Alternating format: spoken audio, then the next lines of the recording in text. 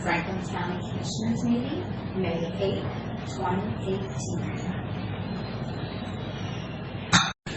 Well, good morning. Welcome to the weekly meeting of the Franklin County Board of Commissioners. Today is a regular board meeting. It's Tuesday, May 8th, 2018.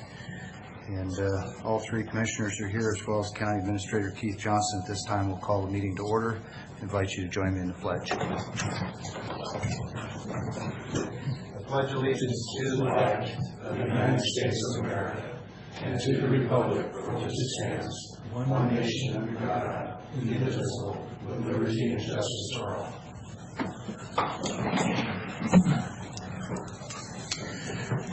Okay. Next item of business is approval of the minutes. No formal approval or votes required. It can stand as presented unless there are comments, questions, concerns, or requested corrections at this time. Stand as presented. Okay, not hearing any corrections, and the meetings will stand as approved. As presented, move on to funding request for Superior Court claim. And I understand Mr. Sant and Mr. Johnson are here to speak to this, as well as other parties. I don't see Mr. Sant, but I'm happy to introduce the topic. We've obviously had some discussions about this over the past number of weeks. I noticed that Mike Julian and his attorney, Heather Yakeley, were here today. Heather, Mike, did you need to address the board? Do you want to respond to questions? I would like to address the board, and I can respond to questions as they see fit. That might be That'd be fine. Sure. Would you like to just maybe come up and have a seat so we can pick you up on the microphones easily?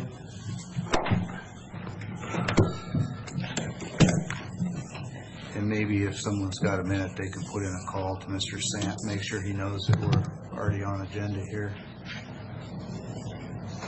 Would you like me to start anyway, Commissioner? Please. Okay. You're here on time. We don't want to hold you back. Thank you, sir. Good morning, Commissioners. As I understand the issue that is currently pending, this is whether or not the county should fund the judge's lawsuit against the clerk's office. It is a writ of mandamus, so there is no actual money being requested. Rather, the judges are asking for you to pay to enforce a court rule against the clerk's office. So I was not present for Mr. Kammerer's presentations, but I do understand that there were 3 questions that you posed, and I'm going to answer those questions first. And then if you have specific questions, I'm happy to answer those. And obviously, feel free to jump in whenever you would like. My understanding of the 3 questions, or 3 of the very germane questions, is 1, how much will this litigation cost? 2, which equipment is necessary to make Odyssey fully functional? And 3, would mediation be useful? So I want to answer those first 3 questions. And I also want to say that this is not, from the clerk's perspective, an Odyssey issue. I don't know how familiar the county commissioners are with Odyssey, but Odyssey is a $50 million endeavor by the state of Washington, and that ship sailed a long time ago when they invested that initial money. Franklin County has been using Odyssey for the past 2 years when they became an early adopter. Judge Spanner was on that committee. He was actually on the committee before he even came to Franklin County. So his concerns may or may not be valid, but I would submit that those are more an Odyssey issue than a Board of County Commissioners issue to jump into the middle of. What this writ of mandamus is really arguing over is whether or not the executive branch, or not the executive branch, but the judicial branch can tell your clerk what to do. That's what this lawsuit is about. It is about a constitutional question. So when we're talking about constitutional questions in terms of how much will this litigation cost, I'll submit that it won't be the $5,000 to $10,000 that Mr. Kammerer indicated. I've already spent $4,000 just to get to this point today, and I will also submit that the clerks from around the state are watching this issue very, very carefully, and in fact they have retained a very preeminent representative to do an amicus brief. They are waiting. That's in the works already, and the Clerks Association has done that of its own accord, because this is a legal issue, and it's a very important issue from the clerk's perspective. So this, unfortunately or fortunately, will not stop at the state court level. And from the clerk's perspective, this is an issue that would go all the way up to the Supreme Court. And at that level, you're talking more between $50,000 and $75,000. And I would say that's only from my defense side. I'm not speaking as to total cost, and I can't tell you what Mr. Kammerer's thoughts are, but that is the reality of it from the clerk's perspective. This isn't, this can't be resolved because of the constitutional issue that it raises at the local level, and it would affect all of the clerks, and therefore the clerks have already, I have reached out to their association, and they have made that clear to me that they are prepared to go forward with filing amicus and providing assistance in this matter. So that's how much will this litigation cost. I think So you've invited us to jump in with questions. So I just want to clarify. You said it won't stop at the state court level, and you think it'll go to the, potentially to the, presumably the U.S. Supreme Court. Did you mean to say that? Washington State Supreme Court, my Because apologies. you said it won't stop at the state court level. I thought that the state Supreme Court could do it. My apologies, yes. It would go to the state Supreme Court. And you said amount, what was that amount that you would have again? You know, I mean, it's a broad figure, but just 50 to 75 for my side of it. I don't want to speak for Mr. Kammerer, and Mr. Kammerer may not have considered that this was as big of an issue as it was to the clerks, but from the side of the clerk's perspective, that's where this would necessarily have to end up.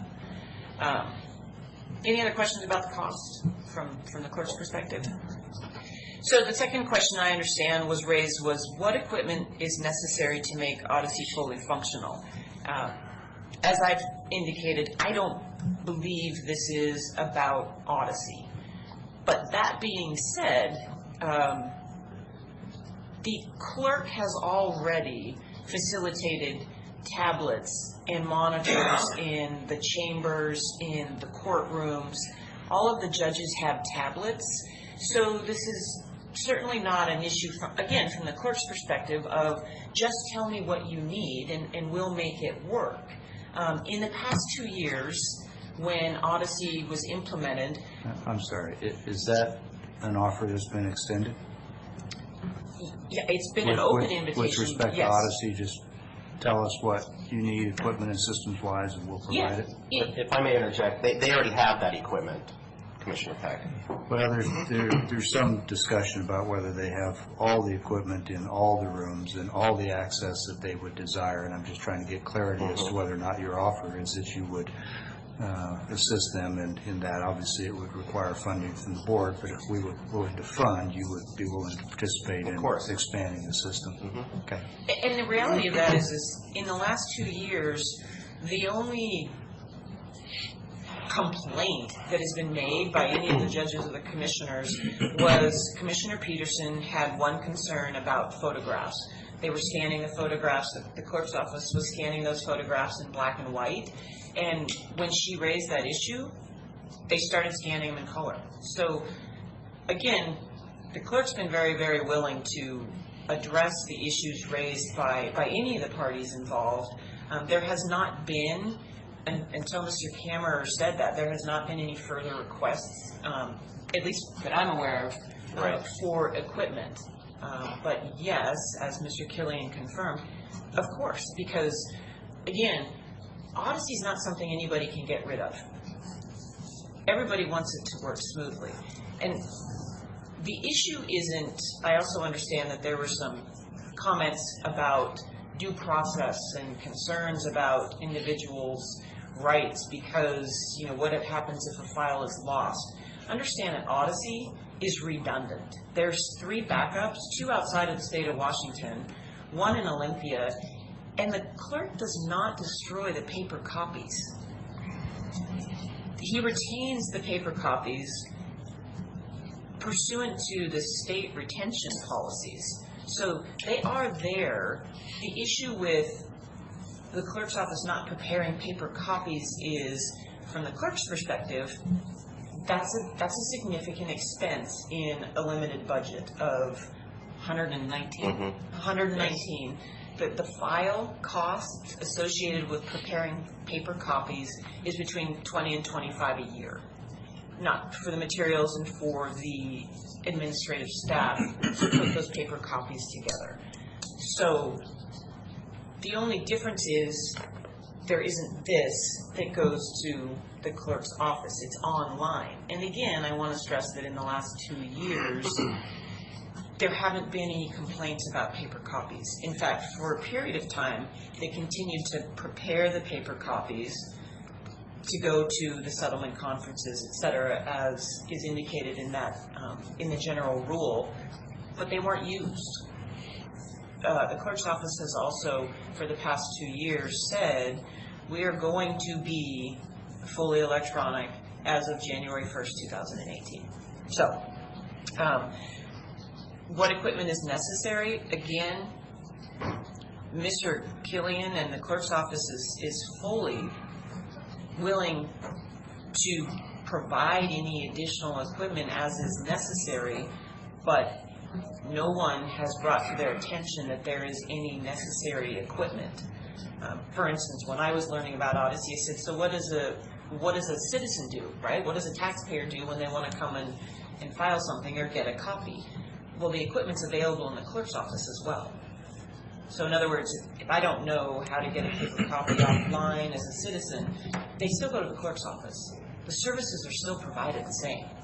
It's just a matter of there's no volume of paper files. The third issue, would mediation be useful? It depends on what question I think you're answering.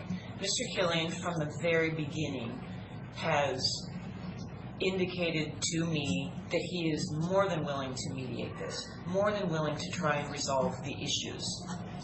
The Odyssey issue, if you're talking about, as Mr. Kammer and the judges seem to have segued into, the Odyssey issues aren't anything that can be, again, changed. So if you want to talk about problems with Odyssey, then that should include the AOC, that should include the Attorney General, and other agencies from around states, whether that's other clerk's offices or what. But that's not an issue that should be decided by a court. If this is truly about Odyssey, and that's, again, from the clerk's perspective, that's not what this is about, and that is not at all. I don't know if any of you have actually read the writ of mandamus, but this doesn't talk about Odyssey except for one time in there. It's about the judges telling the clerks what to do, which is, again, I'll go back to the constitutional issue where the Superior Court clerks in the state of Washington are the only clerks that are not directly under the judges. That was obviously drafted for a reason, and it's constitutionally provided for. That's why we go back to the first question, which is how much is this going to cost? Now, can the legal issue be mediated? I truly believe that if the parties are all willing to try and find a workable solution, any issue can be mediated. An issue of the constitutionality of this is different than Odyssey. As I indicated a few moments ago, if Odyssey truly is a problem for the judges, and recall Judge Stanner was on the developing committee or the planning committee of Odyssey for 4 years. So if there's truly problems with Odyssey, that's a separate issue to be addressed versus a constitutional issue. Mr. Killian, again, has indicated his willingness to try and resolve the writ of mandamus. That's what this is about, a writ of mandamus. If there's a way to do it without investing $50,000 to $75,000. So can it be mediated? It doesn't. I don't know if it will be successfully be mediated, but would a mediation be useful? We believe that it would be. Questions on any of that? So mediation would most likely really cut the cost down quite a bit. What do you expect that would be?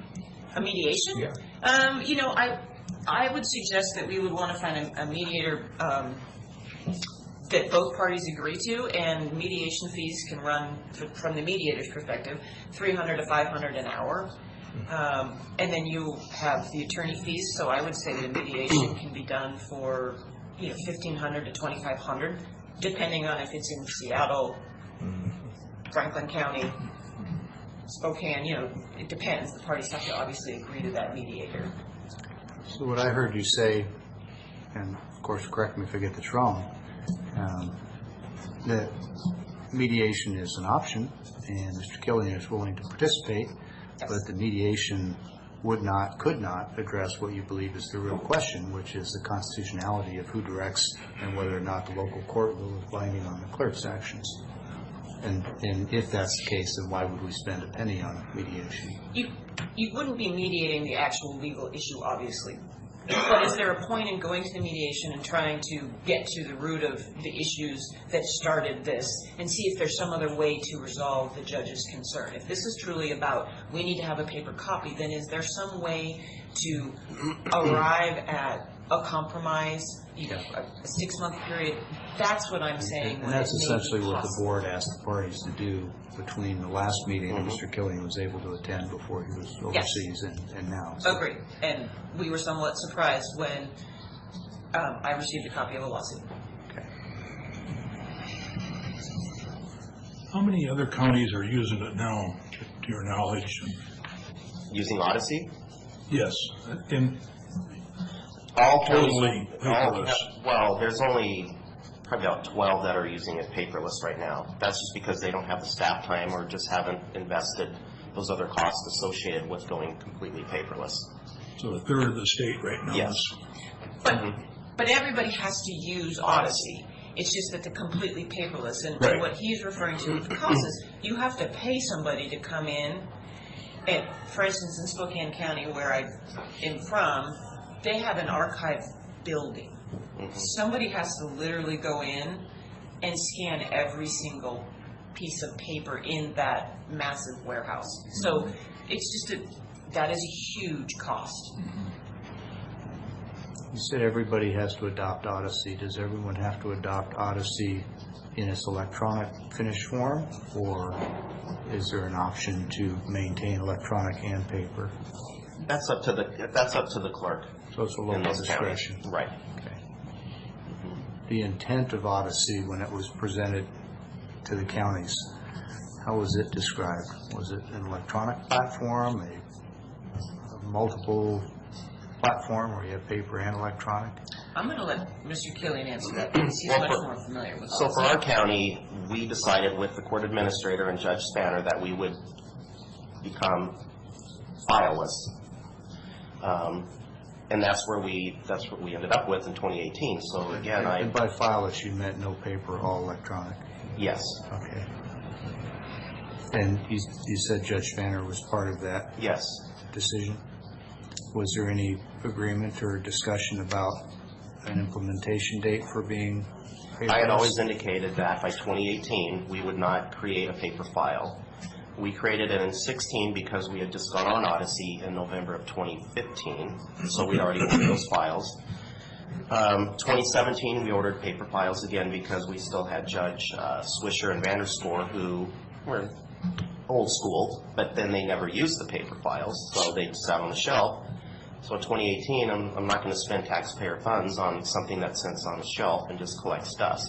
So I'm sorry, I thought you said in 2016 you indicated to the judges that you When we went on Odyssey in 2015, I had indicated that our goal was to become paperless, not creating a paper file, by 2018. Okay, Yes. and did anyone object to that No. prior to this discussion? Not at all. Okay.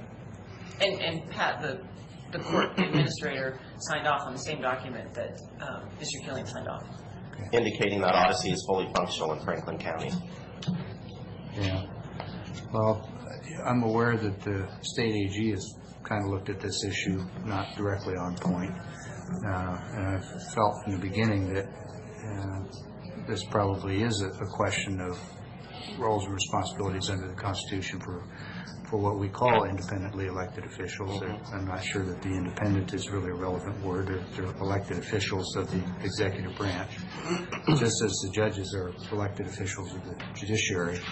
And it seems that when we get into that question of roles and responsibilities, that almost immediately rises to the state Supreme Court, which is where I've always thought this probably ought to be. And rather than spend a lot of money to get there, it seemed like a plausible, responsible, intermediate ground would be to make a formal request to the state AG's office for an opinion on the constitutional provisions here and see if that doesn't satisfy the question. But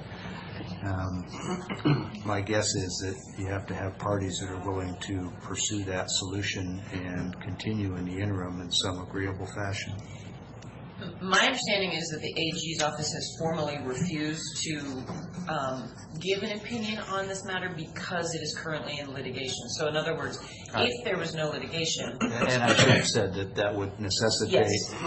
Yes. Yeah, that would necessitate whatever the correct word is for rescinding or retracting the suit. They could dismiss the lawsuit. Sure. And the AG... Again, I have not spoken directly with the AG's office. This is my understanding. But my understanding is if the lawsuit was dismissed, the Attorney General's office would render an opinion as to this issue. Another way to short circuit it is if the judge who is assigned, who is in Kittitas County, they were assigned by the Supreme Court, is willing, it's potentially possible to certify this question to the Supreme Court. But understand that this isn't a new issue. This is a new approach to an issue between judges and clerks that arises over time. There's some case law about it, Yakima County. So there are some issues which have been addressed. And the Supreme Court may choose not to, and it'll have to wend its way through, which is the $50,000 to $75,000. So if I heard you right, even if we were to persuade the AG's office to take it up outside of litigation and render an opinion, it obviously doesn't stop the parties from still pursuing it in the courts, just because there's an AG's opinion. That might temper their thinking about the chances of success, because the AG opinions seem to carry some weight in Washington, but it wouldn't preclude them from still pursuing it in the courts if they wanted to. I would say that that is an accurate statement because AG opinions are not binding. Right. They're opinions. Yeah. Other questions before we ask Mr. Sant if he has anything for the board on this topic? I think that was a good overview. Thanks for being here. Thank you, Commissioners.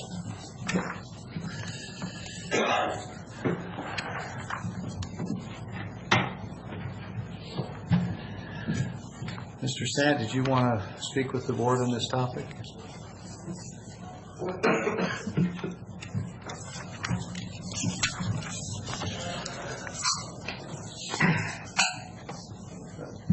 I think you've addressed a few matters that I think we've previously discussed, or at least have weighed in on the issues. I don't think there's a clear cut. Looking at it from a strictly legal approach, I don't think this answer is as clear cut from either side's, I guess, position, because I think it does come down to a question of interpretation under the ministerial role that is referenced in the recall of Riddle matter, where it does discuss the role of the clerk and how that plays out. And it also goes through and discusses the issues of when that function carries into the courtroom. And that I think is the difference between our case here, is that this is a question of the storage and maintaining of files within the clerk's office.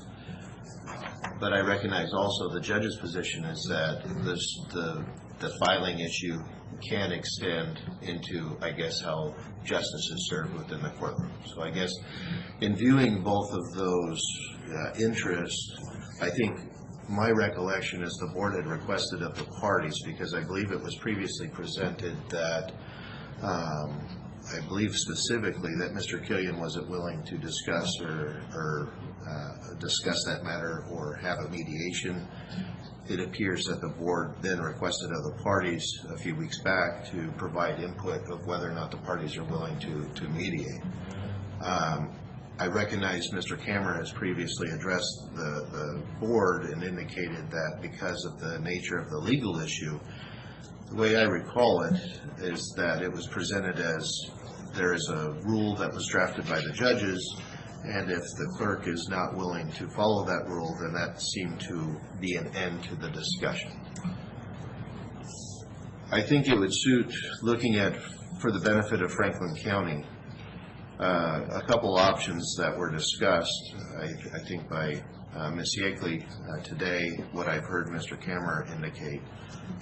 Because there's a legal issue, an underlying question of the ultimate authority of the court over the clerk's office, or what is the authority of the court in navigating these type of issues as it affects the courts, what then is a possible remedy? And I think one of the discussions that Ms. Yeakley brought up was the mediation. My question is, mediation sometimes doesn't necessarily require an independent mediator in the extent that mediation is essentially a negotiation. I believe Mr. Cameron indicated that as well, is that the parties can discuss the implementation if it was deemed that perhaps this was not thoroughly flushed out in time, even though the clerk indicated an intent. And I'm just taking that based on what was presented today. If the clerk had provided an indication that this matter was going to go to a paperless system in 2018, perhaps, and I wouldn't fault the judges, who I believe are ultimately responsible for the administration of justice within the courtrooms. If there's a feeling or a reservation that they're not quite ready, I think that going back, or at least requiring or requesting that the parties attempt to resolve this immediate issue on implementation, I think that would make sense for the parties. I think obviously Franklin County's in a situation, ultimately we are here because we were asked to fund a lawsuit against ourselves. So short of a lawsuit, one of the options that was suggested is there a need for additional equipment, additional resources that would provide the access that has been presented. But I also recognize the underlying issue which is being addressed, which is who ultimately has authority over this matter or similar matters that may come in the future. And that, I think, is ultimately, as Ms. Yeakley had pointed out, as well as Mr. Cameron, the ultimate question is, do the judges have the authority to have a say, and perhaps by passage of local rule require a particular action of the clerk, who serves as in a ministerial role, at least as what is cited, but clearly the clerk is an independent elected official as well. And there's some question as to whether or not the clerk's role falls under Article 4, under the judiciary, or under Article 11, which is more of an executive role. I think there exists still a legitimate legal question that is going to have a significant impact on the entire state, not just for the clerks, but also I think for the judiciary. Mr. Cameron has cited in some of the references previously giving weight to prior AGO opinions. That indicates to me that, as this board has discussed, an opinion is just that, it's an opinion, but they can be very persuasive. So one of the options, I guess, before the board today is to consider whether or not requiring or requesting before consideration funding of a lawsuit against itself, that the parties go back to the table, try to negotiate this particular issue and the implementation of how Odyssey will be implemented, how records will be provided to the court's satisfaction on this particular issue. But then if litigation was going to be withdrawn and the parties agreed that ultimately there's an underlying legal opinion that would be helpful in navigating future issues, not just for our county, but I think throughout the rest of the state, it would make a lot of sense to then, once the litigation is withdrawn, forward this on to the Attorney General's office. Both parties, I believe both associations, the Judges Association as well as what Ms. Yeakley pointed out is the Clerks Association, have a clear desire to try to get clarity and understanding for, I think, their respective members. I think judges want to have some clarity of their authority. The clerks, obviously, as an independent elected, would like clarification on ultimately what authority do they have in the maintaining of their files, especially since we're in the transition throughout our state going to a paperless system. So one of the options that I think I've heard discussed, at least for the board's consideration, is either send us to a mediation where we pay for a third-party neutral mediator to try to navigate. I think part of the discussions that I've heard or considered is that, well, a mediator is not going to really weigh in on the particular legal issue, but could help the parties negotiate an immediate resolution on this particular issue. Whether the parties, and I've heard the parties at least indicate a willingness to come back, at least from the clerk's perspective, to go back and try to negotiate this particular issue. One approach would be to have the parties do that, report back to the board if they're able to resolve that matter. I think that would be in everybody's best interest, because we all know, or at least I've seen from my legal experience, that if you are trying to resolve a matter of, let's say, family law, it's always better for the parties to be able to figure out a resolution amongst themselves rather than go to the court, make your case, because both parties might not like the answer from the higher court. That is likely going to be the situation here. It could very well be. In other words, the parties are given a unique situation here to discuss and, I guess, navigate a mutually agreed upon resolution with this particular issue where they have both of their interests at the heart. Both of these individuals are responsible to the public, so I think there's a significant interest that would weigh in and encourage the parties to resolve this matter short of litigation.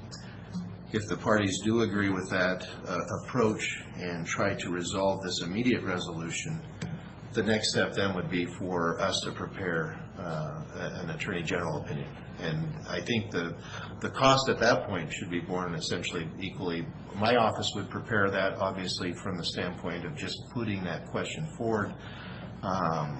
We could cite some of the legal opinions there, but my understanding is probably the Judges Association as well as the Clerks Association would weigh in on that. So this would be a heavily weighted amongst the participants of the state, and it would certainly give Franklin County the opportunity, I guess, of putting a statewide issue forward and getting the state AG's office in a position where they would want to weigh in, because there is a significant impact that this would have. Not that we're not talking just Franklin County. Clearly we're talking Benton and Franklin counties because we're a shared judicial district, but I think this has an impact across our entire state, especially as Odyssey is being implemented.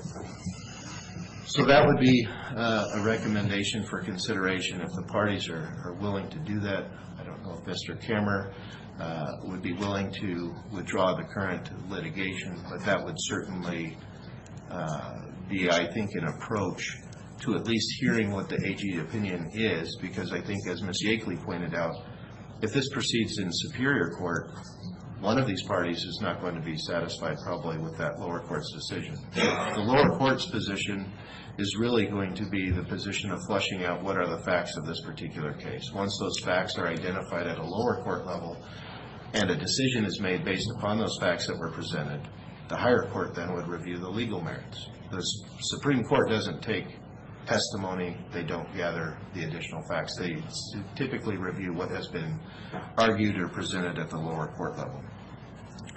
So the consideration, I don't think, can be limited. Excuse me, how do they handle it if the matter is certified to the Supreme Court absent any local trials? If the Kittitas judge certifies this to state Supreme Court to defend their trial, doesn't it simply become a matter of ruling on the constitutionality and the applicable law?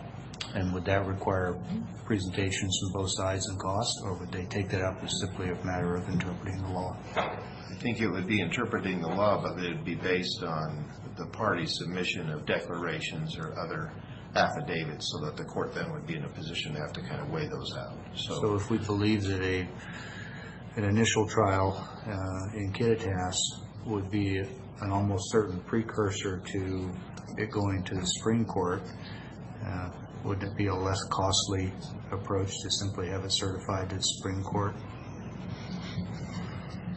that's it, I guess, at the if point. we believe that that's the path. I don't know that it would necessarily be any less costly, because I think the same materials that you would have to present for the lower court, those materials would then be prepared and submitted to the Supreme Court. So I think you would save travel cost, I guess, to the parties, if we're talking about the parties going to Kittitas or elsewhere or coming down for a hearing. Those costs would be saved, but certainly the preparation of the hearing obviously would be a little bit more expensive for a Supreme Court presentation, but I don't think you escaped what the ultimate cost or the initial cost would be for the lower court. I think that's going to be, that would have to be prepared regardless of it goes to the lower court or goes on to the Supreme Court. So I think that would be included. Any questions from the board for Mr. Sant? Again, a good overview of what we're. So,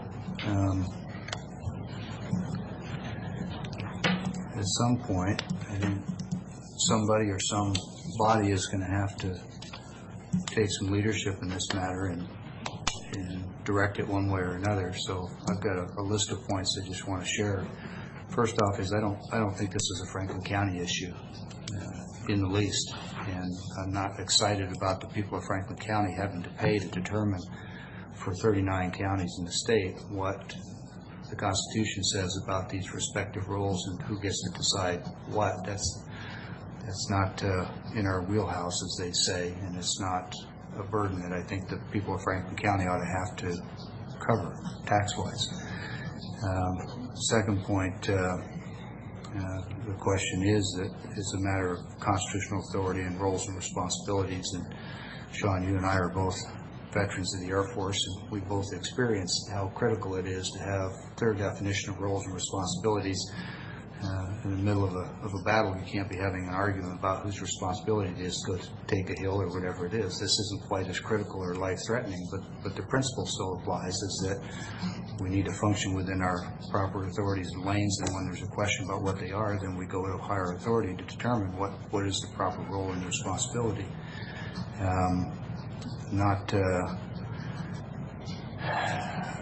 not an attorney, obviously, and the issue of the Kittitas judge certifying this to the Supreme Court is a concept that I'm only vaguely acquainted with, so there might be hiccups in that I'm not aware of, but it does seem that it may end up being the path.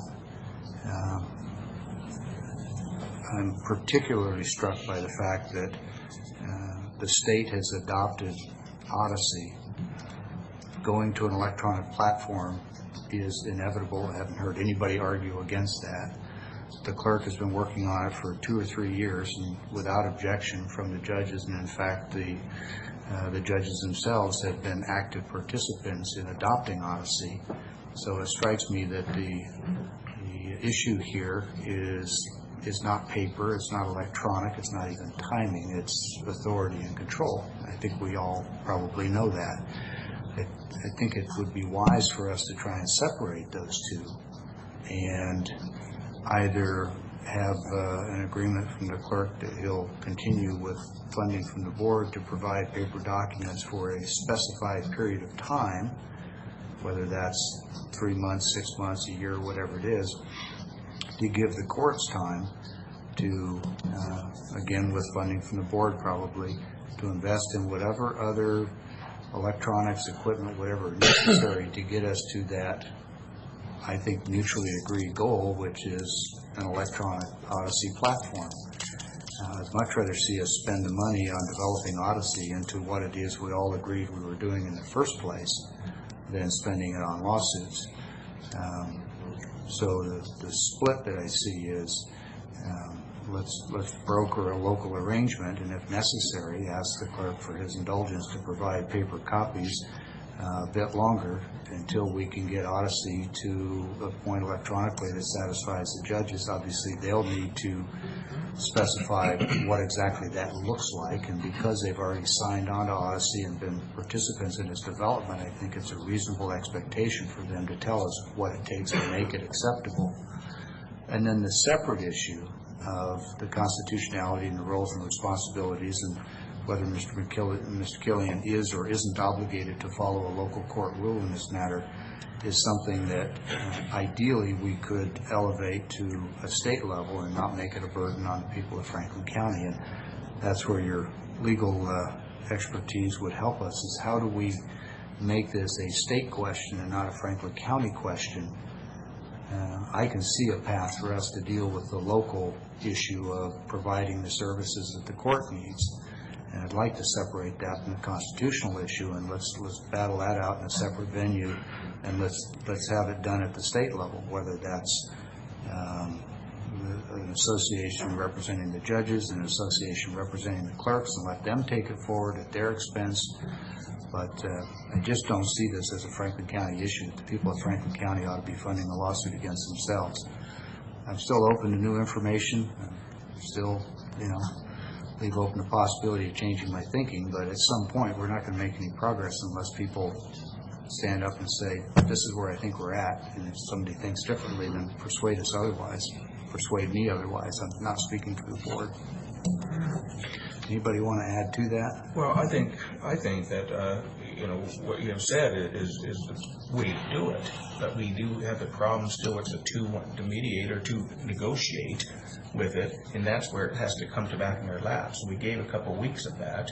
We haven't got anywhere. So I agree. If we can get the two together to actually take some time, give a couple more months, and get the judges used to it so they work together. I think that's the best way rather than fund all this. But there's where we stop. That's where our problem has been. So if we can get that, I think that would be the way to do it. We've accomplished this, finish this off, and get it completed, because you're correct. It's not really a county issue. It's going to be the state.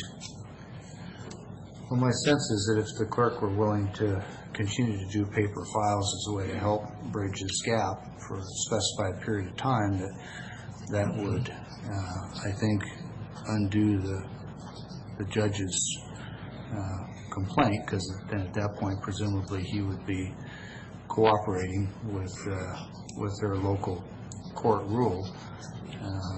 It would require cooperation on both sides, the clerk's willingness to do that, to buy us time to elevate this to the state. And if the clerk were willing to do that, I would expect the judges to withdraw their legal suit. And again, just speaking for myself, but if the clerk were willing to do that and the judges were unwilling to withdraw their lawsuit, then I would certainly be unwilling to fund any legal expenses for the judges to pursue that lawsuit. Because I think we've got to have something here that breaks the ice and moves us forward. Otherwise, we're all going to spend a lot of time and money in court that, again, is not, I don't think, a Franklin County issue.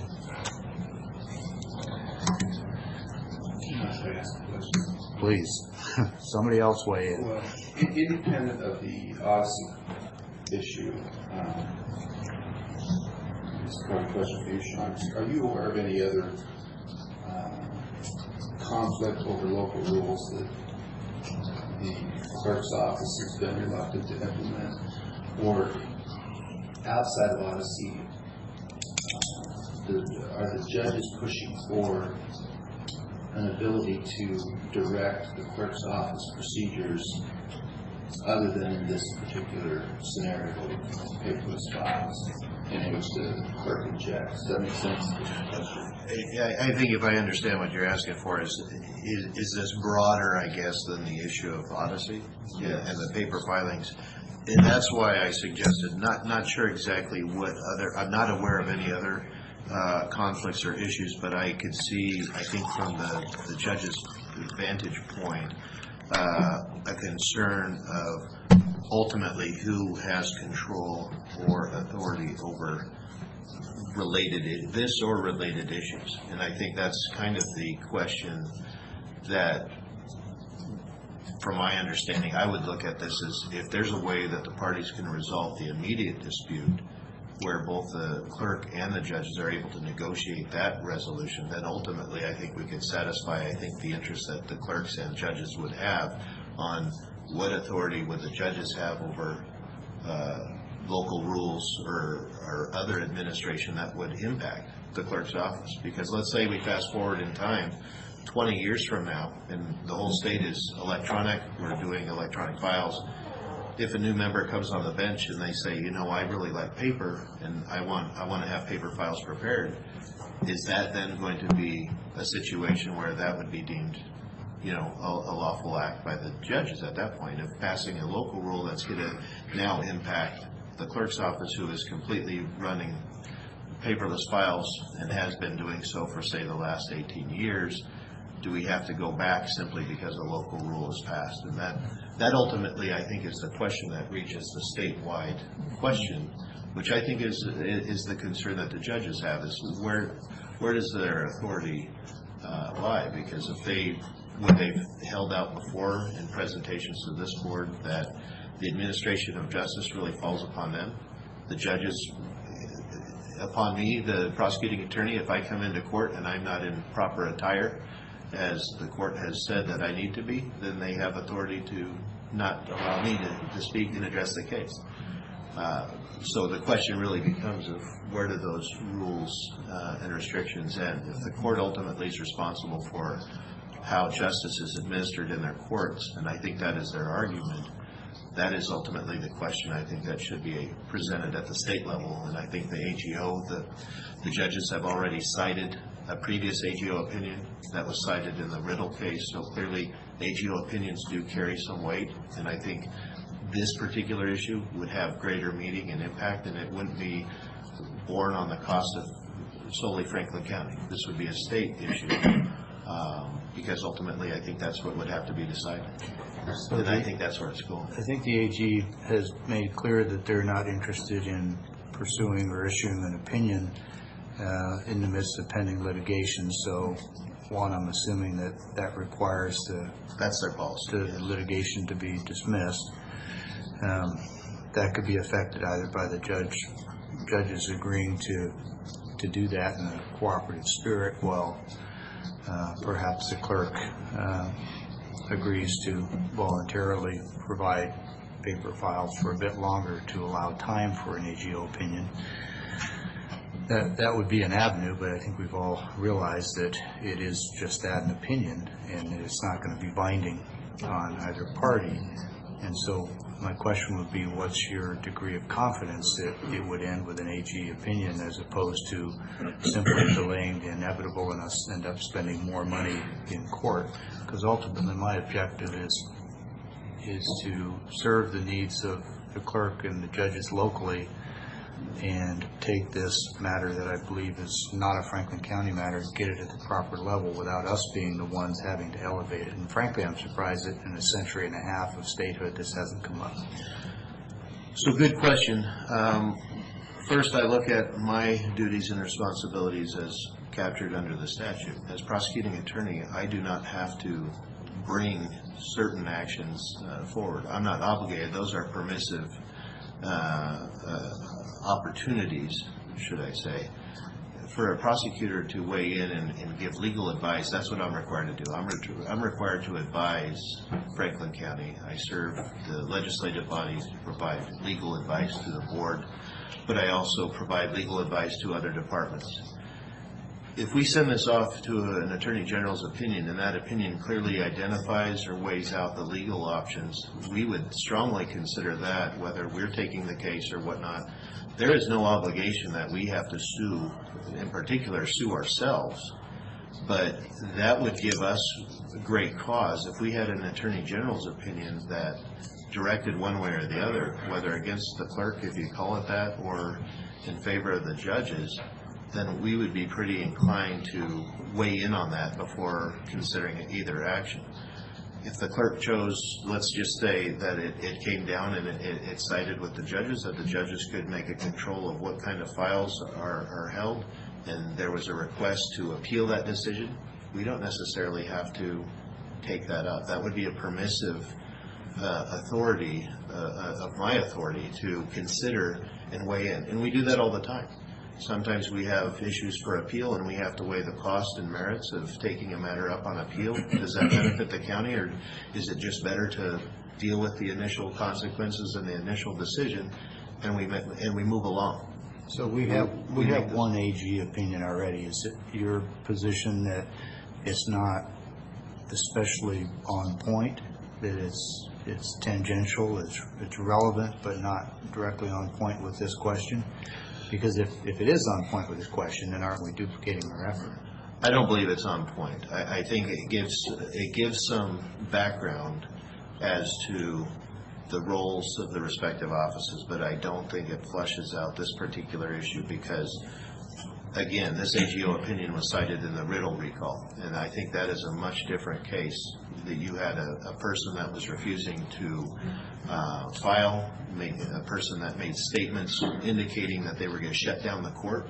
Obviously, that would concern my office, as the statement was about, hey, you're going to have to worry about the jails filling up with people because the prosecuting attorney will no longer have the ability to bring criminals to justice.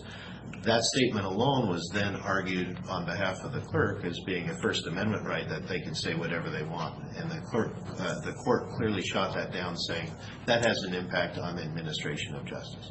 So there's a lot of good information that came from that case, but it doesn't quite reach the level of, if the clerks are appearing in court, they're performing their duties and functions in the court, they're taking minutes, albeit electronic or otherwise, and that's my understanding of this particular case. The clerk's office is performing all their duties. This is narrowly construed as the medium to which those records and files are kept. And there's other statutes that talk about the clerk having the authority as custodian of those documents, and that's the real issue here, is if the clerk is stated in other RCWs that they are the custodian of the documents and that they could actually destroy paper files and convert those to electronic medium so long as it meets certain criteria.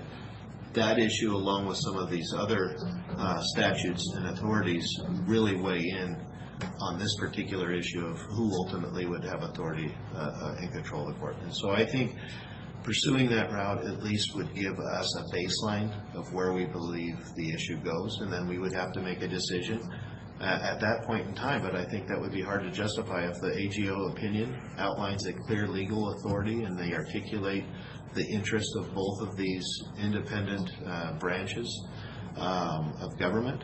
I think that's something that we would certainly have to take, and we would have to advise then the board of what our opinion would be on if this meets the interest of Franklin County in pursuing this further, if it did not resolve this immediate question or related questions. What's the cost of the county of pursuing an AG opinion?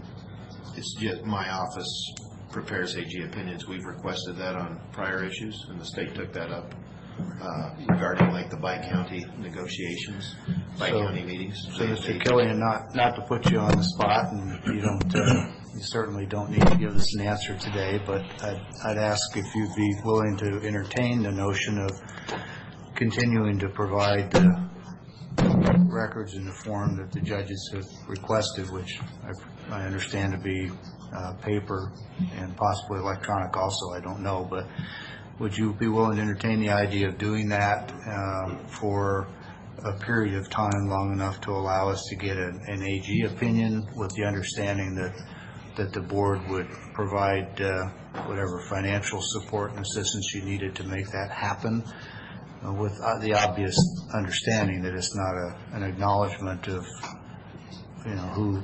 who prevails in this matter. It's just a collegial way of buying us time to get an AG opinion and trying to then have a basis for where we go from there. Speaking for myself, if we were to do that, it would buy us time to make improvements to Odyssey that potentially would satisfy the judge's concern. We could stop doing paper,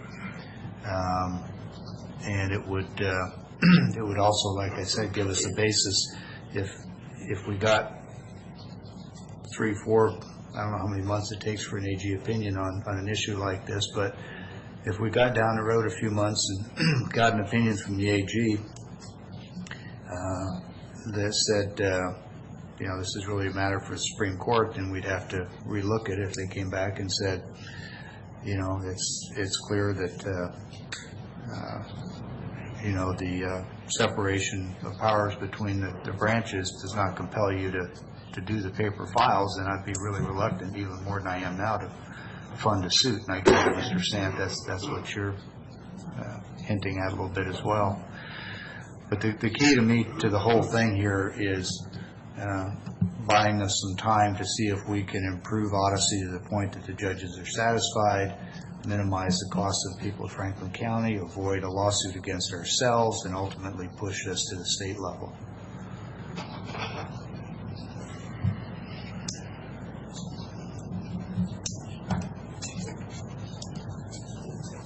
And as I preface that, obviously, we're not going to put you on the spot for an answer, but also the door is open if you want to respond. I'm willing to respond. I just want to indicate that the judges haven't asked for paper files since the inception of Odyssey in Franklin County. We've worked with the judges, indicated that we would print anything they needed for the court or for settlement or status conferences since day one. This issue is more about control and power of the clerk's office, which we know. But I'm willing to work with the judges, and if they would like for me to create paper files for these matters in the interest of the taxpayers' interest, I'm willing to work and do that. Well, I appreciate that. I think everybody in the room shares a concern about avoiding an undue burden on the citizens who didn't create this situation. And presumably that would be for the time it takes us to get an AGO opinion on the matter. Yes. Mr. Sant, any advice now? I think that kind of takes away quite a bit of the earlier discussions we had. It sounds to me that clearly the clerk is, and it sounds like has been in a position willing to negotiate this transition of time. So I obviously appreciate that, and I think the expectation would then be on the other side, because essentially what Mr. Killian has just indicated is a willingness to cooperate in the form of what the judges are seeking ultimately. Even from their local rule, they've identified the intent is to go electronic, and I think what this will now do is allow the parties to come back, and I think for Mr. Killian's sake, if trying to save taxpayer funding and everything else, with trying to end maintaining paper files as soon as possible, I think that's a strong indication of resolving what I understood from Mr. Cameron's presentation to this board previously, where he asked for acceptance at least of this particular issue and a navigation and discussion of how that process will be implemented from going from paper to electronic. So I would find it difficult at this point to fund anything further than for, it seems like that is the bulk of the issue, and I appreciate the clerk and his candor for showing that, because I think that really shows a willingness to try to resolve this ultimate issue, and I think that will save taxpayers of Franklin County significant costs. But ultimately, it puts us in an opportunity to kick this issue down. If that's still an interest to the judges as well as to the clerk, there's really not a cost. We could present that to judges, they could present that, and if it sounds like the Clerks Association wants to weigh in on that AGO opinion, they could all submit that without that cost being borne on Franklin County. So I think that's a win-win, and I appreciate the clerk and his counsel for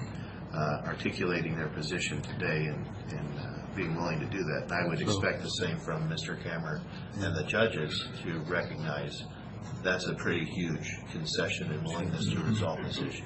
So let me ask the board, given Mr. Killian's offer,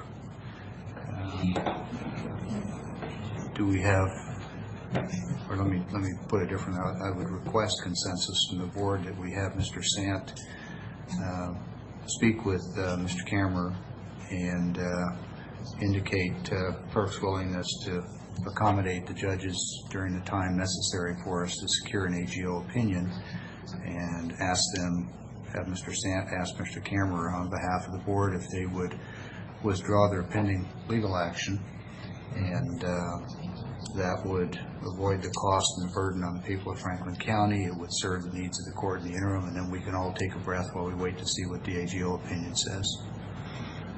That's a good path forward. We're good with that? Well, I think that's the easy Appreciate Mike and his office to step up to that.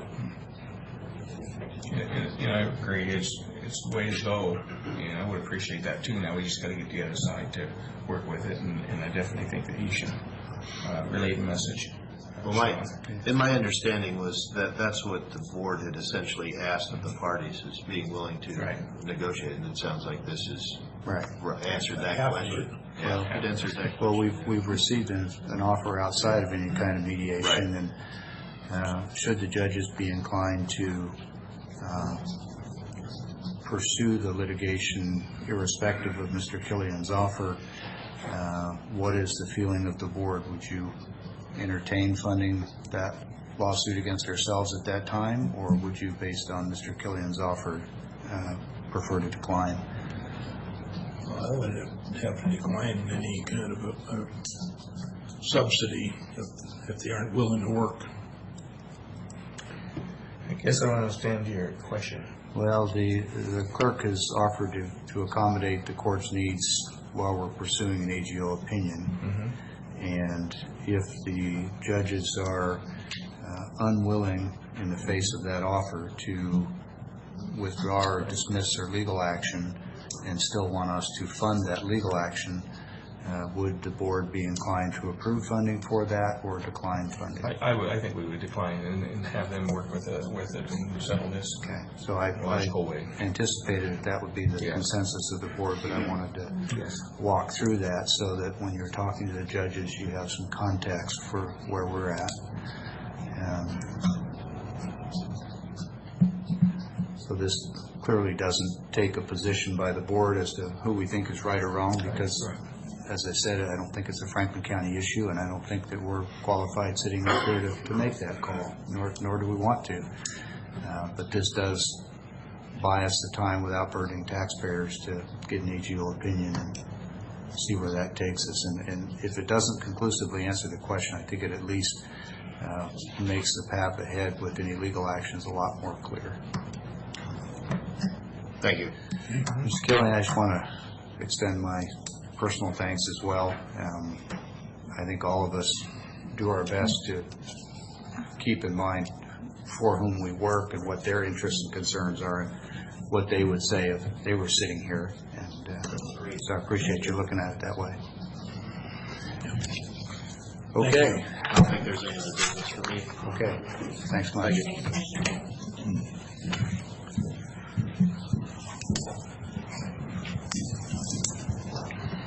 Okay. Well, I feel about 20 minutes older than this agenda, which is fitting since the next item is proclamation on Older Americans Month. Here it is. I don't want anybody to take this the wrong way, but I'm going to give this to Commissioner Cook because he is the chair pro tem, and it would be proper and fitting for him. I didn't say and. I said because he is the chair pro tem. You have a proclamation in front of us for May 2018, Older Americans Month. Whereas Franklin County is a community that includes a community of 1,155 older Americans who deserve recognition of their contributions to our nation, whereas Franklin County, Washington recognizes that older adults are trailblazers advocating for themselves, their peers, and their communities, paving the way for future generations. And whereas Franklin County, Washington is committed to raising awareness about issues facing other Americans and helping all individuals to thrive in communities of their choice for as long as possible, whereas we appreciate the value of inclusion and support in helping older adults successfully contribute to and benefit from their communities, and whereas our community can provide opportunities to enrich the lives of individuals of all ages by first promoting and engaging in activities of wellness and social involvement, emphasizing home and community-based services and support independent living, ensure community members can benefit from contributions and experience of older adults. Now therefore, the Board of County Commissioners of Franklin County, Washington, do hereby proclaim May 2018 to be Older Americans Month and urges every resident to take time this month to acknowledge older adults and the people who serve them as powerful and vital individuals who greatly contribute to our community. Dated this 8th day of May of 2018. Okay, so we have the proclamation. I just want to make a correction on the Chair Pro Tem, but he is the oldest, so I think that was fitting. Yeah. So, You know, I was sitting up here going, surely somebody is going to realize that he's not the chair pro tem. that worked. So was that a motion? Or just talking? Okay, then I'll second it.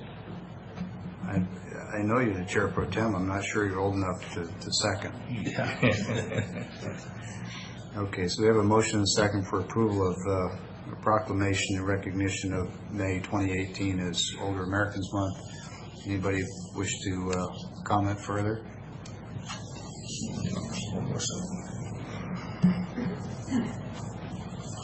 You're not even going to touch it, are you? Can anybody tell me what qualifies you in the older American category? I just want to know if I'm there yet. 55 and older in some places, and 62 in some places, and depends if you go to IHOP, it's 55 and older. IHOP, huh? 55. Okay. Or other places. Depends on whether you use Instagram or email. Yeah. Insta what? Yeah.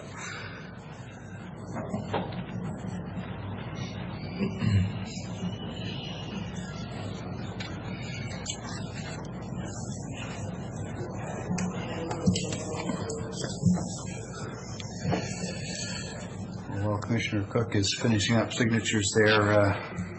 Excuse me, I'd like to move on to an update from WSU's viticulture and tree fruit programs. Welcome back, Gwen. Hi.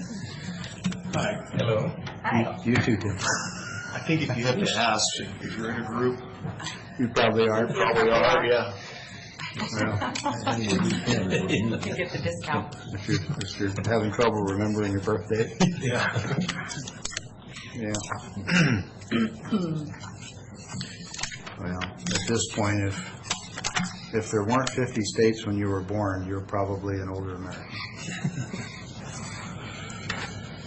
We ready to move ahead? Yeah. Okay. 49. 49 and 50. Alaska and Hawaii. I think, pretty sure. That's a good trivia fact for the dinner table. Nice. Well, as long as we're trivia, I'm going to take an extra 10 seconds and just say, you know, we all know, speaking of Alaska and Hawaii, that Alaska is the furthest north and the furthest west, and Hawaii is the furthest south. But what state is furthest east? Massachusetts. Nice try. It's Alaska. It crosses the international date line. It's in the eastern hemisphere. Nice. Only somebody that lived in Alaska would know. You have to have a few Alaska facts in your pocket. Listen, I could almost see Russia from my house when I was there. Okay. It's just like the northernmost portion of the U.S. Michigan is Minnesota. So okay. Oh, really? up the Lake of the Woods, just that little notch you see on top of the state. Huh. What's that? Of the contiguous or continental? Yeah, contiguous. Qualifier. Go ahead. Now, the trivia's done. What do you got for us today? Okay. So I think last time I was here, I updated you on Master Gardeners, but this time I thought I'd just tell you what the grape growers and true fruit growers are doing. And there's no fruit, so I really should choose to come like in August next time, so I can bring you some new crop or something So like wine or that. Concord grapes? Because the Concord just So- seem to be ahead. Be ahead, Yeah. financially or growth? No, growth. I was talking to Oh, okay. Mr. Zaboter the other day, and his vines are really Taking taking off. off. Yeah. Yeah, no, things are going well right now in the season as it progresses. And there is no new norm, but this one actually looks like a normal year so far. It's not super hot, it's not super cold, there hasn't been major frost events, so everybody's just hanging on. But, so Tim asked me a little bit to talk about some impacts, and a couple years ago, I came in and talked to you a project that we were just starting, and so I thought I'd give you an update on it, and it's for your blueberry growers.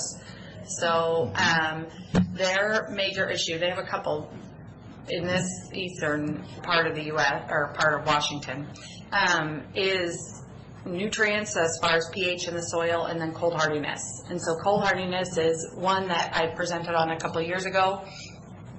And sorry, they funded us to look at I was fine that whole time listening for that hour of that other conversation. So they funded us to look at cold hardiness of like when your blueberry buds are going to freeze, because it's a very high value crop. It's higher value than your grapes and a lot of your tree fruit. And so we've been looking at that for the past couple of years, and it costs them, if they were going to heat, it costs them about, to run the wind machines and the propane heaters, it costs them about $3.25 per acre per hour to run that, which doesn't seem like very much, but one block is 40 acres. They've ripped out, I think about a crop circle is about 100 acres of blueberries, so when you multiply it up, and for how many hours that you might be running, it gets quite expensive. So we are in our 5th year. The goal is to eventually get a model for them, very similar to what we have in grapes, where you can use our AgWeatherNet and say, hey, here's any station, you can download the weather data, or you can upload your own weather data, and here's where we think the temperature, how cold hardy your buds are, how dormant they are. And this past 2 years, our cooperating growers, now my little cooperating grower is expanding, but our cooperating growers have used our data to not do any midwinter treatments. So they used to turn on the heaters and the fans and everything. So you'd see them going like in December, January in those blueberry fields. They're really cold hardy right at that period of time. Just nobody had really been looking at it. So I tracked them last year and this year, and come the springtime, they are more conservative than what my numbers are. So if I say you're cold hardy to 5 degrees, they'll start the fans at like 20, 15, because they're nervous, you know. But in the midwinter, they saved this past year my 2 cooperating growers, $195,000 in just fuel and operation expenses. So we're excited because. What were the empirical results in terms of losses? They didn't have any freeze damage or anything? Nope. Okay. Nope. So we do have some freeze damage this year that occurred, but it's pretty widespread, and it's actually one of those things that even in cherries, so you'll never hear me get on the radio, even though I'm always asked to say, hey, what kind of freeze damage was it? What kind of crop loss? Well, it's good that you lose a little bit because you actually get bigger berries and bigger cherries. So you can sustain even in cherries sometimes 10, 15% bud damage, and then you don't thin. So you get bigger cherries, you get a better market, you get more profits. So we did have some damage. What causes it to affect some buds on a plant, not others? So that's more like physiology of it, yeah. So the strength of the cane and the wood, where it is. They thin a lot. So a thin bud, or a thin little shoot is going to be, we call them twiggies. So those little tiny ones, they're not going to be as strong. And the thicker ones, yes, they're a little bit more dormant, a little bit more water. But blueberries, when they become cold hardy, what they do is they dehydrate. So grapes, they bring in sugars, and it's like adding salt, so it lowers the freezing point, right? But blueberries just suck the water out of themselves, and once they've sucked the water out, there's not as much to freeze, right? So that's their way of cooling. So they become very, very dehydrated in the middle of the winter. And is there different varieties between here and Minnesota, for instance? Because I know that my cousin lives just outside of St. Paul, and going by his house, there's a blueberry farm of 10 or 15 acres, and they had 35 days below zero back there this winter. Yeah, we can sustain that too, but it's how much and to which damage. So we are the #1 producer of blueberries now in the nation. Mm-hmm. Right? And 40 to 50% of that volume now comes from Eastern Washington. So Eastern Washington is a huge contributor to the nation. I'm sorry, you said we are the number one, the state? We, the state of Washington, has now surpassed. It used to be that we'd have a little battle with Georgia, back and forth, and Georgia would I would have guessed it was Oregon. come on, no faith in your state?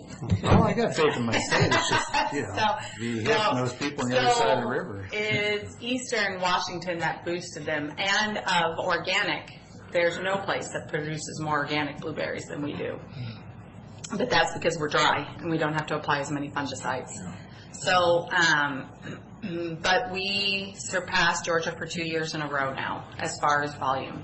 There's places that have more acreage, but we can get 20 tons per acre on the east side of Washington. So, tonnage-wise, how many blueberries are on the market? Washington is number one. What kind of market value is there in production on a ton? I'm equating it back to the $3.25 an hour for heating and wind machines.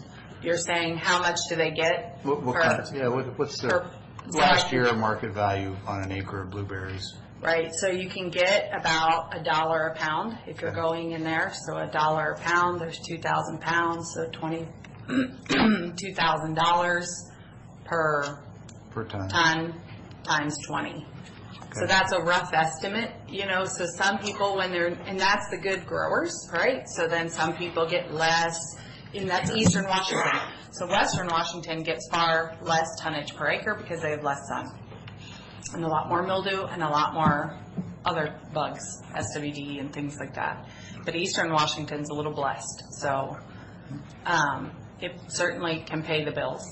Is the cost of production high? The cost of production is high, but not as high it's not as hand labor intensive as some other crops. So Concords you mentioned can be 100% mechanized.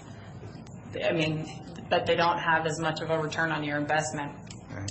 And blueberries, they have a huge investment in the initial setup and the cost because they have to do so much expense to the soil amendment. And then after that, the majority of it, there's far fewer sprays that occur than any other crop. And then the majority of it is the mass amount of hand labor needed for picking. So What's the we don't have longevity of a blueberry plant? 20, 30 years. Okay. So as far as the cold hardiness, to answer your question, we do have different varieties. They're all high bush blueberry that are grown out here. So in Georgia, they have different ones. They have rabbit eye. So there's these mass broad categories of high bush, rabbit eye, wild blueberries. They're a different one in Maine. But even within varieties, so our growers are very intelligent, progressive, so they're going to go more towards that precision ag. So even between two high bush blueberries, between Duke and Draper or Liberty, there's a difference in how cold hardy they are. Mm-hmm. They want to be able to turn the wind machine on one and not on the other, so they want to be able to see that and sustain it.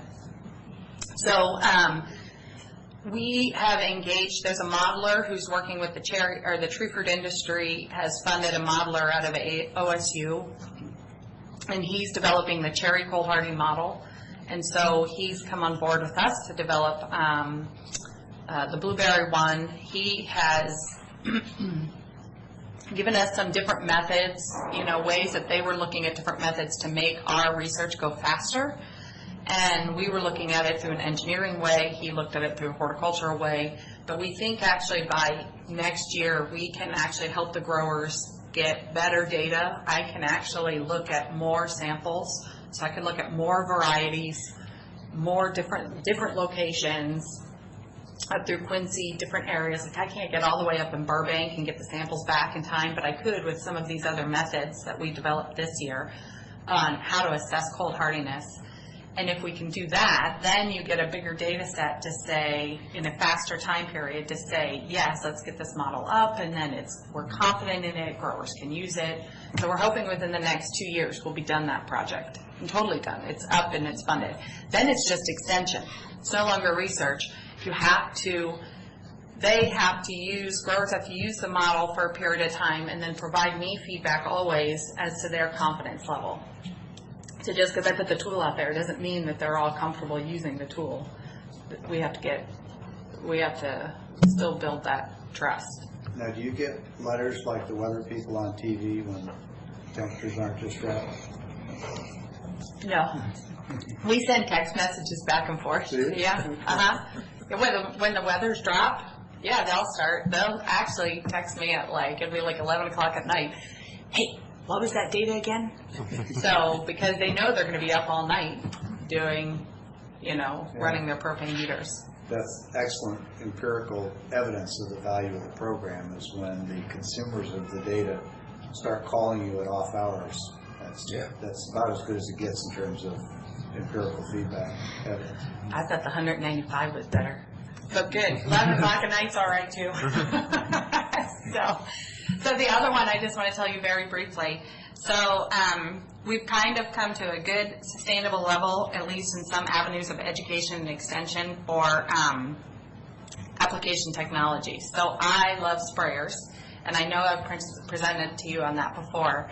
But if you don't understand the need, so between the Department of Health, Washington State Department of Health came out with a report a year ago that between 2010 and 2014, more than half of the spray incidences that caused drift or drift-related complaints came from orchard air blast sprayers in that time period. So it's a hot political issue. Olympia's always talking about it. Regulatory, what are we going to do? It's just an issue all the time. And so in that period, I've spent a lot of time on education. We've developed a one-day best management sprayer practice with Department of Ag. So Department of Ag has an entire extension education group. So we offer it in both English and Spanish. We have an online course for those people getting into grape growing or they're already in the industry. So I have a 4-week online course that they can take just on sprayers. They usually think this is going to be awful, but at the end they all say, this is really interesting, much more interesting than I thought. And then, of course, we do for the existing growers lots of short field days and so forth. And so this year, I actually spent time surveying them all to say, this kind of, so what? So we've done all of this. And I want to, now that all this is established, I really want to take them into the realm of new technologies. So we've got funding to assess all these new technologies, help them build confidence in them, help them, move to that next step. But the so what in all the education is in the courses we took, I wrote my numbers down, so we had about a third of the people who attended those courses regularly maintain their sprayers. So that means they go in and they kind of look to see if they're working correctly. So we're now up to 2/3 of them now conduct an annual inspection, which if you just looked if your machine was working right, it would be great. So at least we're 2/3 of the folks are there. We had only about 38% of the people using nozzles that didn't wear, so there's a difference in whether you use stainless steel or ceramic and so forth. So now 92% of the people who attended are using ceramic nozzles. Like I've been able to convince them and show them how they wear. What that means for them is that, and I can show them all the way through. So look, I've done all these studies that say your average that you're worn is 20%. You spend this much on a spray on an acre. That means you're overspraying this amount and it costs you this much in your chemicals, right? So for each one of them that replaces it, on an average of everybody that came has about an average of 400-acre, 450-acre farm that comes to our place, to our things. I say, okay, you see all these? That means for each sprayer in your 450-acre farm, you've now saved $4,800 for each spray, just because you put that in. So we've been able to kind of convince them through that, and that's good that now, not 100, but at least 90% of the folks are moving that direction. And then there's a lot of other good things that have gone on with that about how do we assess and optimize the spray so we're not drifting. We cannot handle any more drift complaints as they come through because it's just as bad for one person, it's bad for the whole industry. In the future, we just did, we did receive from the Washington Wine Commission a grant to assess, and we're almost done that, to assess some new technologies that are used by some very large wine grape growers, but not all. And so they look at kind of different over-the-road ways, how much will they drift, where will they go, that's good. And then from the specialty block grant program, we're trying to finalize up and get the final approval for 2 new sprayers that will look at alternative methods. So one would be ozone and one would be a hot oil spray. So oil we use all the time, but this would be heated. And we're trying to go those routes because we are seeing widespread resistance to fungicides. And there's nothing else in the hopper. The chemical companies don't have anything else. They've already clearly said, we're still investigating, but we have widespread fungicide resistance in cherries and grapes. So we've overused it, we've gone too much, and now we have failure. So now we have to say, okay, so what are some other different alternatives, and how are we going to maybe change some of those programs? And so it will at least look at a couple different technologies. So there's some updates. Yeah. Good updates. Good. So just real quick, who does the research when you have resistant fungi like that? Is that in the world of antibiotics and pharmaceutical companies, there are lots of biolabs that do this kind of research. They spend huge amounts of money, and then it works down the chain. Is this the same kind of thing, or is there more local and state and regional work? Yeah, so there's 2 different groups. So you actually have WSU faculty who will do that. And then, so there's tree fruit pathologists who are looking at it. And they are doing it in a less formal way, but they're trying to build up some preliminary evidence so that they can have the Tree Fruit Research Commission give them a formal survey. Because what you're supposed to do is actually go survey the state. Yeah. And I'm just thinking that Grape Commission, when you're dealing with 300 million people, then there's a real profit motive to develop more effective modern antibiotics. But when you're dealing with much smaller populations, well, it's a can I? Yeah. Yeah. So the chemical companies are usually worldwide, and there's certain compounds that they work with, and they write these things in the label to try to avoid resistance. Developing the detection of resistance and evaluating resistance is done more on a local level, because those are usually things that are caused at a local level where you have 3 or 4 growers that may over-apply a pesticide, where in other parts of the world or the country they may not. But those companies are very interested in that because they want to protect that molecule and the profitability of that molecule. They spend millions of dollars to get these things registered, and they want to protect them so they can continue to profit off of them. And then there's patents too that expire and stuff like that. Just where's the motive and who's driving it? Yeah. I think the answer is it's international. Yeah. yeah, and we're one of the last to be resistant. We knew that there would be widespread resistance to some classes of fungicides.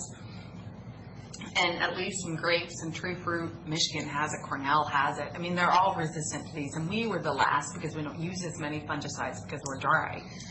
But humans are humans, and we overused it improperly, and so now we have hot spots. They just had the right nozzles. Right, yeah. They just paid attention. So there's some updates, so. Well, thank you. Questions? Appreciate it. Thanks. Sure. We've always got questions, but we don't have time for a lot of them today.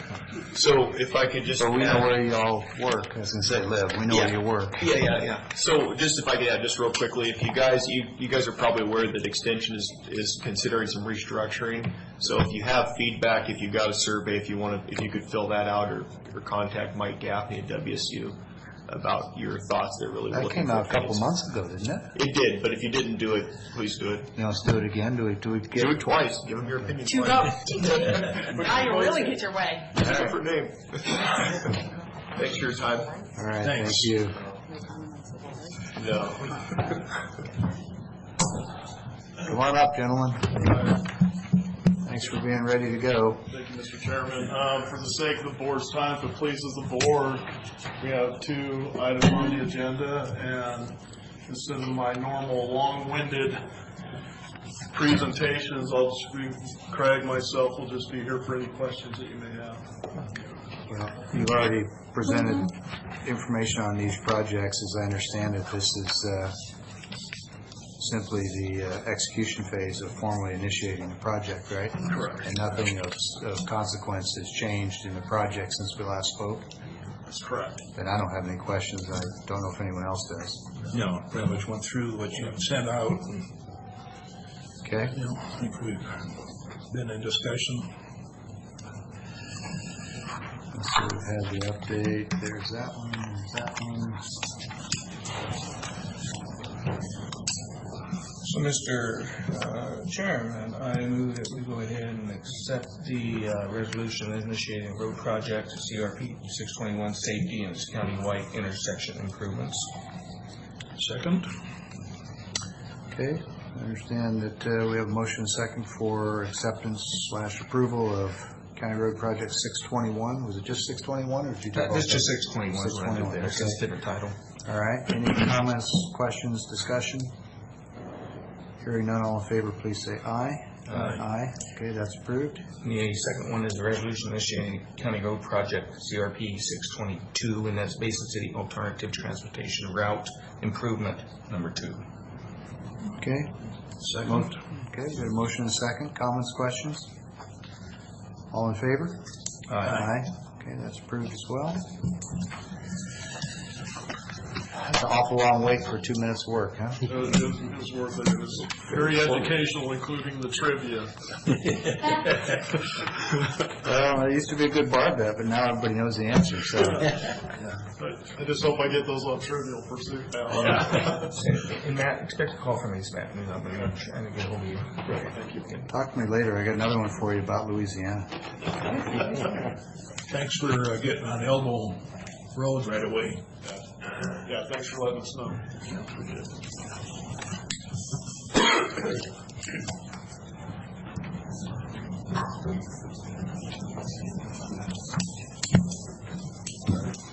Morning, Carly. Good morning. Well, almost got us back on schedule, but you're going to help us, right? Okay, great. So the next item, Franklin County Anti-Bullying, Discrimination, and Harassment Policy. I know I sent you some notes on your draft. Did you get other feedback from other parties? I did. I sent the policy out to all the elected officials and department heads. I got 4 responses with some feedback. Worked closely with Jen Johnson from the beginning of drafting the policy. We had a lot of dialogue and back and forth, and with Mr. Johnson as well. We spent a lot of time. So I feel like it was a cooperative process to get us where we're at. Certainly, this policy is intended to update and expand on the scope of our existing non-discrimination and sexual harassment policies, both of which were adopted in 1994.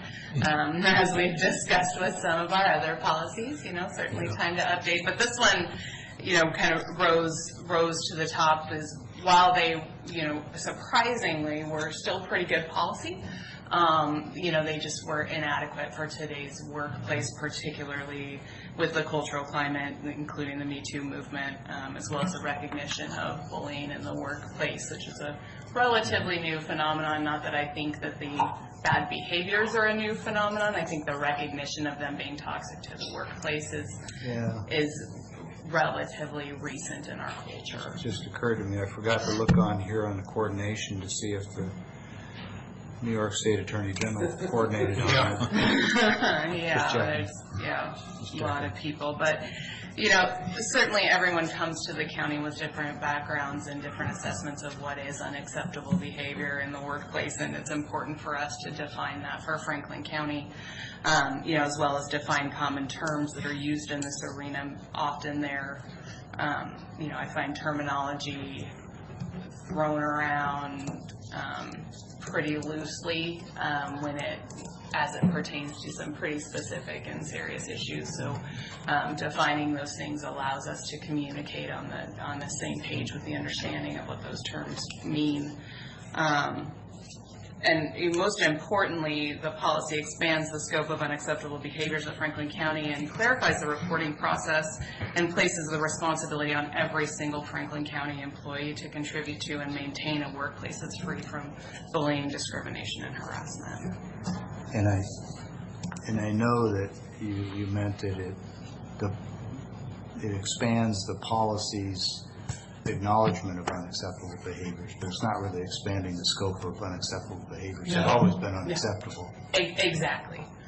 I just didn't want anybody to listen to the recording and say, well, No, I don't, and that's why those 1994 policies weren't bad policies. What was unacceptable in 1994 is still unacceptable today. There you go. Certainly there's been I think, Two things added to the list. brighter light shined on those, and and if maybe a few things added to the list just with technological developments, but bad actors were bad actors in the mid-90s, and they're still bad actors today. A little common sense goes a long ways.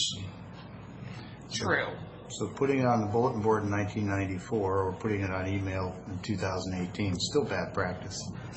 Yep. Okay. All right.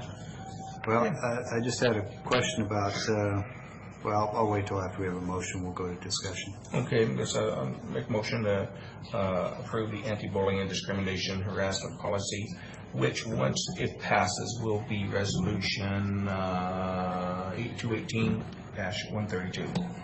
I would second. Okay, motion and second for approval of resolution 2018-132 as presented.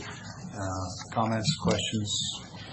Carly, just one quick question. That is, how are we going to roll this out to all county employees so that everyone has a common understanding? As has been our practice, we will distribute it electronically to individual employees, as well as partnering with those department heads for those employees that don't have regular electronic access to make sure they get distributed to them. They're always available on our public drive, as well as paper copies on demand, and distribute them to the union representatives as well, which is my practice with any county policy, to make sure we cast as wide a net as possible, and certainly still working with the risk manager on training and on these, and particularly these types of subjects for departments moving forward as well. And I'm going to assume that includes encouraging elected officials when they have staff meetings with key staff and those kinds of things to actually go over it and encourage them to do so with their staff. Absolutely. To the extent that they're willing to take time to do that. Okay. Any other comments or questions? All in favor, please say aye. Aye. Aye. So the 2018-132 and the updated anti-bullying discrimination harassment policy is approved. Thank you very much. Thank you for your work.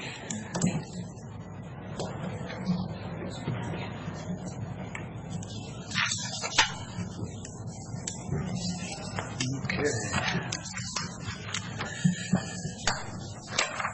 10:37, we're starting to catch up. This is an opportunity for public comment. Anyone wishing to meet with or offer input to the board, now would be an opportunity. Not seeing anybody jumping out of their chair, we'll move on to office business.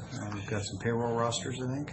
Yes, we have two vouchers in front of us this morning. The first, I move for approval of county road and motor vehicle payroll in the amount of $109,517.39. And Mr. Beaton has signed off as well. I will second this motion. Okay, motion second for approval of county road and motor vehicle rosters, payroll rosters as presented. Any comments? All in favor, please say aye. Aye. Aye. Those are approved. Second and final is fund expenditures, dozen different items, current expense, solid waste, track operations, etc. Bottom line of those items is $173,320.74. Okay, and I will second this motion also. Okay, there's a motion second for approval of fund expenditures, amount of $173,320.74. All in favor, please say aye. Aye.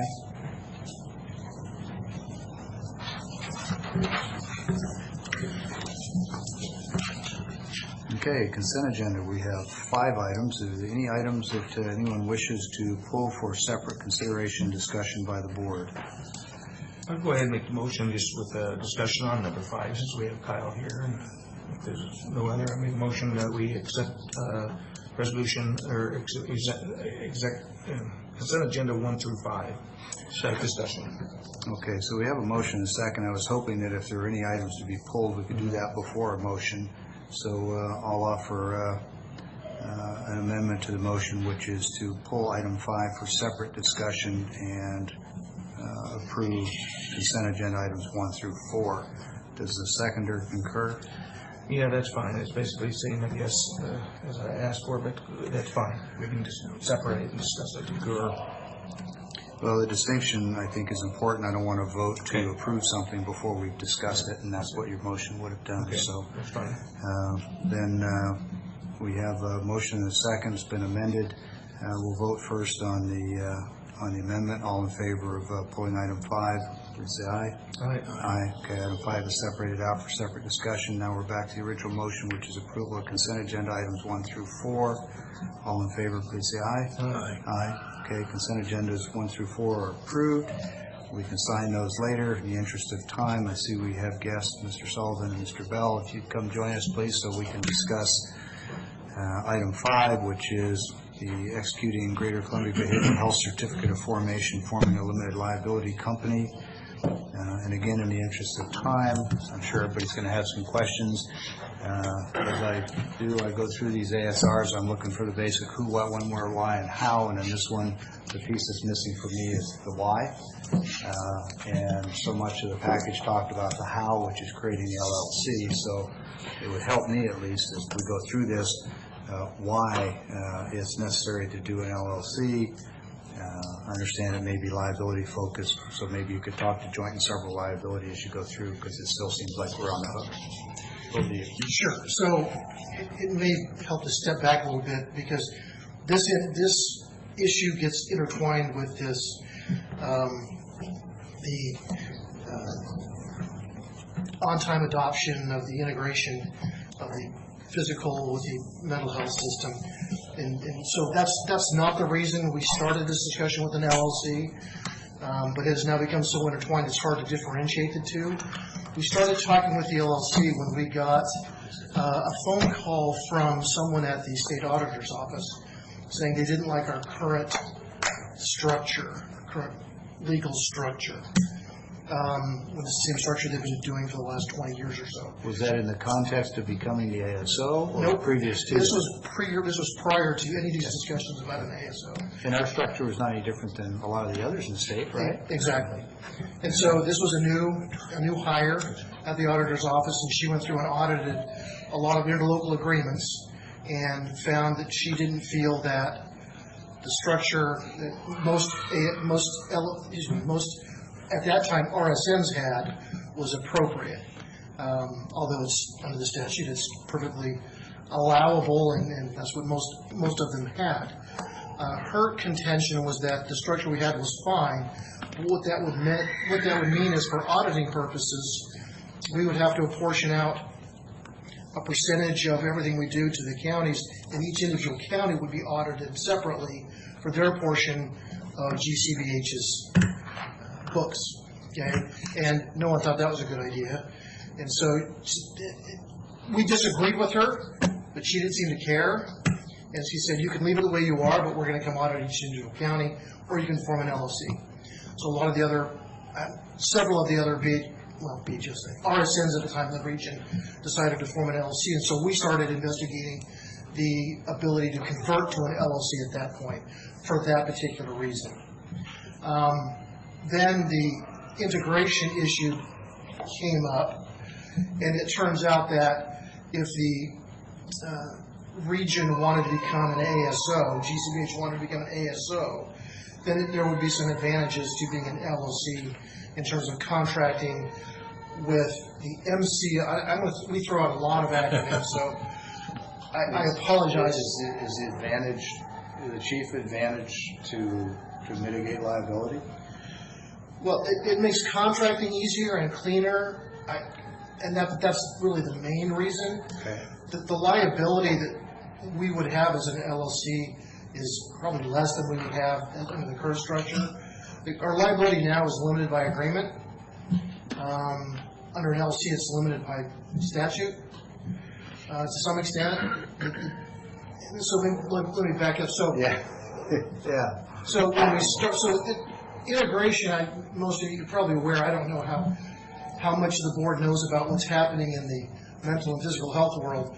So there's a process, the state wants to combine all care into one, the substance abuse disorder care, SUD care, mental health care, and physical health care.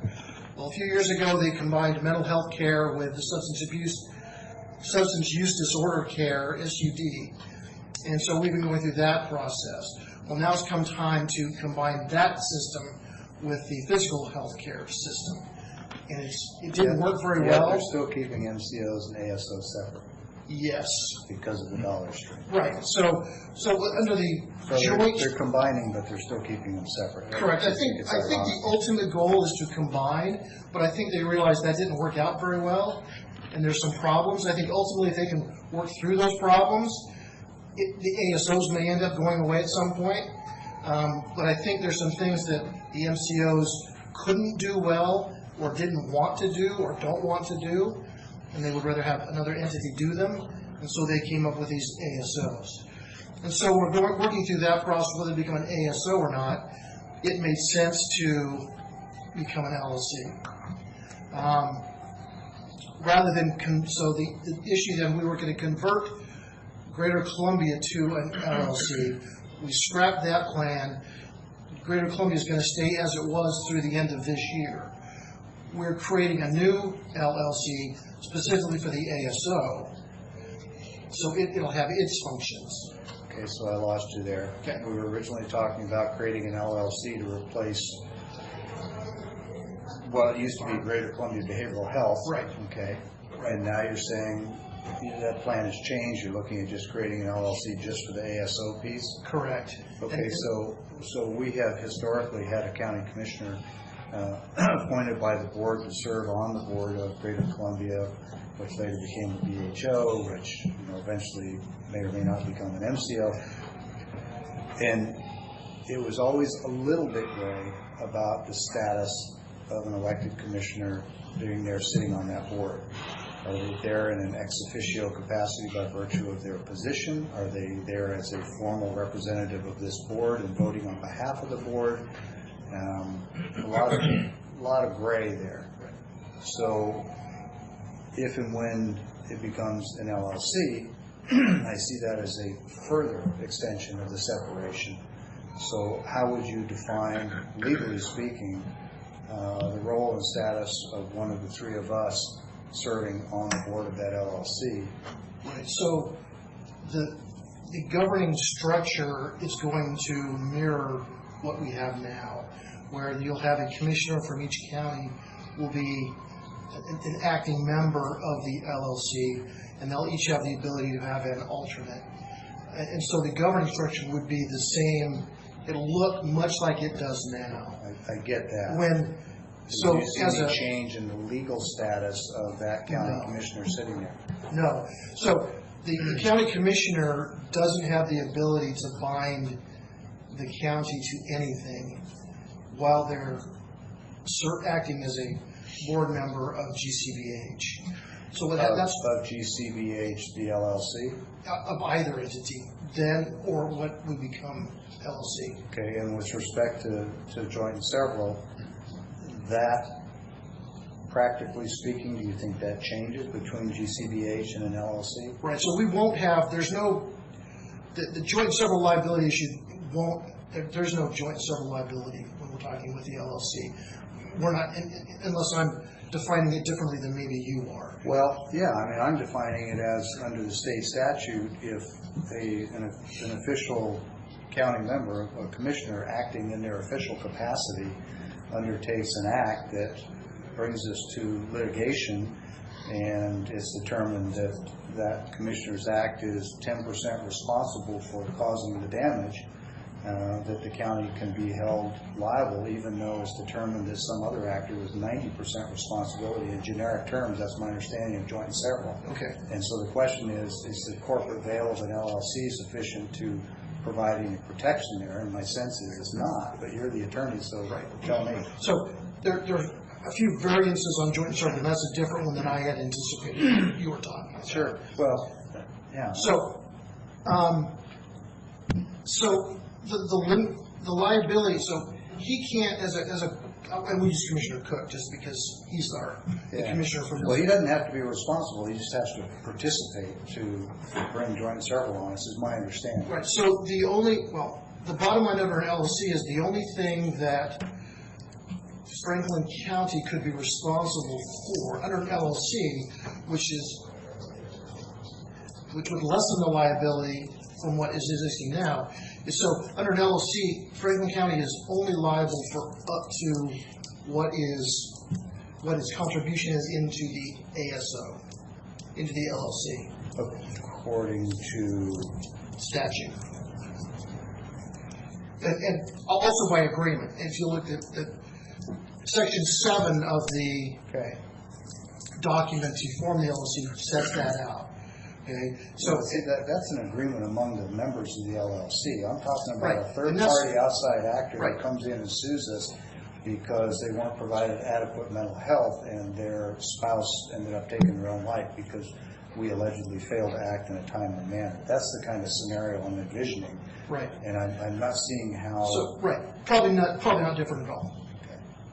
The one difference we have, other than some of the other jurisdictions, the other BHOs becoming ASOs are having is we've already got commitments to be insured, where others aren't able to be insured even as whether they're an LLC or not, because they're direct service providers, we're not. And so we've already got insurance in place that would respond to some of those things. Yeah. So the liability of the county really wouldn't be ultimately different than there is now. Yeah. And I'm not trying to challenge the question of why we should or shouldn't. I'm pointing to the notion that we shouldn't unless we understand it. And I wanted to get a clearer understanding of what the impact is for liability, what it might be for costs, what our status would be as commissioners when we're there. Are we there as acting elected officials of Franklin County, or are we there in an ex officio capacity? When we go serve on the Benton Franklin Board of Health, we're there as members of that 6-member board. We're not there as a Franklin County commissioner. And it brings a new set of rules. Right. That's the same at GCBH. You are there as a board member of GCBH. Okay. And that's why we bring things that they're not able to vote. They don't vote on anything that hasn't been approved back at the individual county commissioner levels, which is, for example, what this is being done. So the board all voted that, yes, we should become an LLC. Each of the counties has to go back and make that decision amongst themselves. So that which seems to be counterintuitive to what you just said, but I'm not going to waste time going there. I can research it later. Okay. Because the notion of them being an independent body and not representatives of the county directly, and yet you're saying they can't make a decision without this board voting to do it. So, but we can come back to that some other time. Yeah, that's a philosophical discussion. Right. Well, perhaps. So you just threw a question. I just answered the third one. I'm trying to get back to the other. In terms of cost, I'm not sure there's no cost to it. Probably not. No. One of the advantages of forming the LLC is that the state has provided some funding availability in terms of startup costs and things, funds available for ASOs. And to take advantage of that funding, we would need to be organized and formed to get that. And do they stipulate the type of organization or form? No. Okay. So we really don't have to be an LLC. Right. We would just get be a board. Right. We could just be a board now. That being a board would actually take longer. Okay. Just because of the way we function. So we don't see that it changes liability much. There's some funds available. They'd be available to us whether we did the LLC or not. Correct. So it doesn't change liability. Doesn't change the funding. We're doing it because it will better satisfy the state auditor. Right. So becoming an LLC and becoming an ASO are very different questions. Clearly. And they're unfortunately become intertwined. What you just described as becoming an LLC, that's the discussion becoming an LLC. Right. Because you can become an ASO without being an LLC. It's going to create some other administrative problems. Yes. Well, back to my original premise, which is why are we becoming an LLC? Does it reduce our liability? Sounds like the answer is no. Does it save us money? Sounds like the answer is probably not. It's probably the same either way. We maintain legal counsel, all the stuff we do with an LLC anyway. Does it better satisfy the concerns of the state audit office? Yes. So far, I've identified one reason, and it's not a bad reason. Right. I just want to understand the why. Right. That's the MCOs who are coming into the area to provide the Medicaid-based services. The MCOs, okay. The managed care systems that are coming in, who are actually now going to be overseeing the mental health system, the Medicaid dollar portion. And the ASO dollars are? In essence, the state-only funding. Things that state-only funding would provide. And one of the difficulties we have. Well, that was the distinction I understood between separating MCOs and ASOs is because Medicaid versus state-only dollars. Right, and I wish it was as clear cut as that. Yeah. But there are things that MCOs don't want to do or don't do well that the ASOs may end up doing. Or some would suggest that the MCOs don't want to do them because they're not perceived as being as profitable and they're more risk prone. Yes. Okay. Probably one of those who would say that as well. I was just looking for the right words, but yes. We're on the same page. Yes. And so it's easy to define and differentiate them by Medicaid and state only. I think that's going to blur at some point. What the ASOs are designed to do is to oversee the crisis system and some other things. No one knows really what those other things are yet. They're still working through that. So any other reasons that go to the why of why we should become an LLC? We've got a concern from the state auditor's office. This better addresses that. It makes contracting easier. It makes it more defined. It makes it less attackable. Is not a very good word. It makes it more legally sound to be an LLC in terms of how our liability is limited, what each individual county's liability is limited to, because now it's statutorily driven rather than just by agreement. Did you get any concerns from our civil attorney here in the county? Okay. None at all. Okay. Well, I appreciate the discussion. I'm sure if other commissioners have questions, they won't hesitate to weigh in, but I've never been, frankly, entirely comfortable with GCVH the way it operated before. You and I had a brief discussion about that once. This is probably an extension of that as much as anything else. I've been particularly concerned about the notion of a majority of other counties being able to inflict their decision-making on a single county. And your point that nothing gets done there that doesn't get first approved here, the problem with that, of course, is that it reinvokes the whole notion of liability and is an action outside of GCVH, outside of an MCO, outside of an LLC. So any hope that it was going to mitigate liability goes out the window the minute it comes back here to get approved before they do anything with it. I think ultimately the LLC is not going to fix that problem. Right. The ASO will fix some of that because the amount of dollars we're dealing with are greatly lessened. Yeah. So, I mean, but that's the ASO issue, not an LLC. I'm just trying to separate the taxpayer pocketbook from ASOs and MCOs and limited liability companies and GCVH, because I still think that we're wide open there. But hey, I appreciate the education. Okay. We can go ahead and have a motion for number 5 then. And that is to certify information of a limited liability company, Greater Columbia Behavior Health Regional Support System, and this is with the new LLC. So I'll make a motion. Second. Okay, we have a motion and a second for approval of the requested authority for the formation of a limited liability company, which is, will be the successor to Greater Columbia Behavioral Health. Is that correct? Yes. Okay, I don't want to put words in your mouth. Well, it's still going to be Greater Columbia Behavioral Health LLC. It'll just be an ASO rather than a BHO. Okay, well, thanks for the clarification. So, any other comments or discussion? Just one final question from me.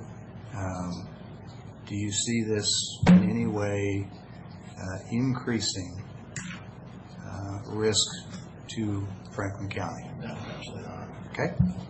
All in favor? Aye. Okay, that's approved. Thanks again for the education. I'm sure it's much more complex than I make it out to be. It's more complex than I'd like it to be. I understand. Thanks, Jim. Kyle? I think there's nothing else for each county, but let's look at them.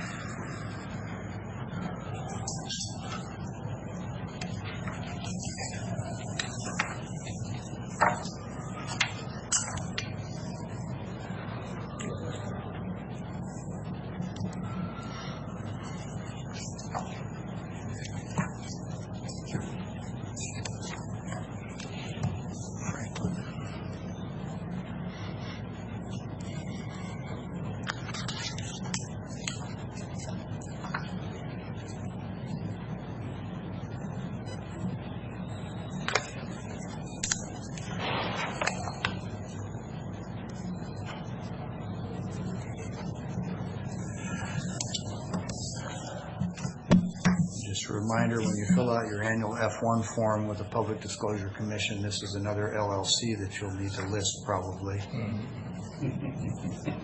Specifically asked for that.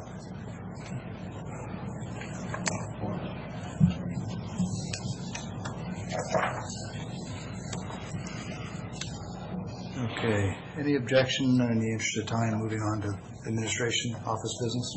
Not at all. Okay, Keith, please. Thank you. If I can be brief.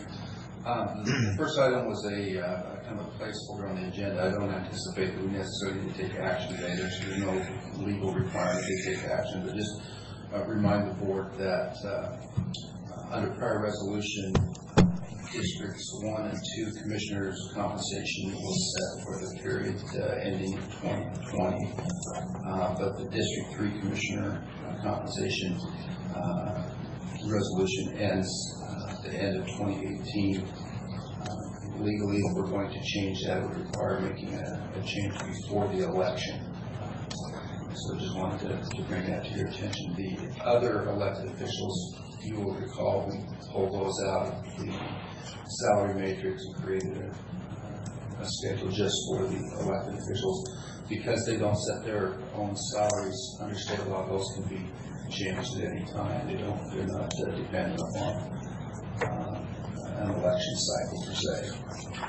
So what I anticipate is that at some point in the next few weeks and months, we probably want to take that up to the District 3 commissioner compensation before the next election. If you have any questions about that, if not, I'll move on to the next item. Well, we've had a back and forth between commissioners with our out-of-cycle election process that has been problematic. At one point in time, it can disadvantage one or the other 2 commissioners and vice versa. My personal preference is that we fix that by taking this up sometime in the near future, certainly before the election, before the end of the year. And my preference would be the county administrator come back with a proposed resolution that fixes that back and forth so that all 3 commissioners are being compensated at the same level for doing the same job. And that's doable by setting them, elevating one at a midpoint. I think we can do that as long as we do it by resolution. Exactly. So that it is written down. We can't use formulas like West Coast CPI or something like that because that's not a certain number. But we can say on 1 January of 2019, for example, District 3 Commissioner would go to this, and that would become the salary for the other two at the start of, just to level it out so that we don't have this back and forth where somebody is always on the long end or the short end of the deal. That would be my preference, and I'd be Back happy in to. years past, it had been, each year there was a, not a CPI necessarily, but but it was listed ahead of the election that 19, 20, 21, 22 was stair-stepped. I'd be happy to volunteer Commissioner Cook to work with you since he has knowledge of that history.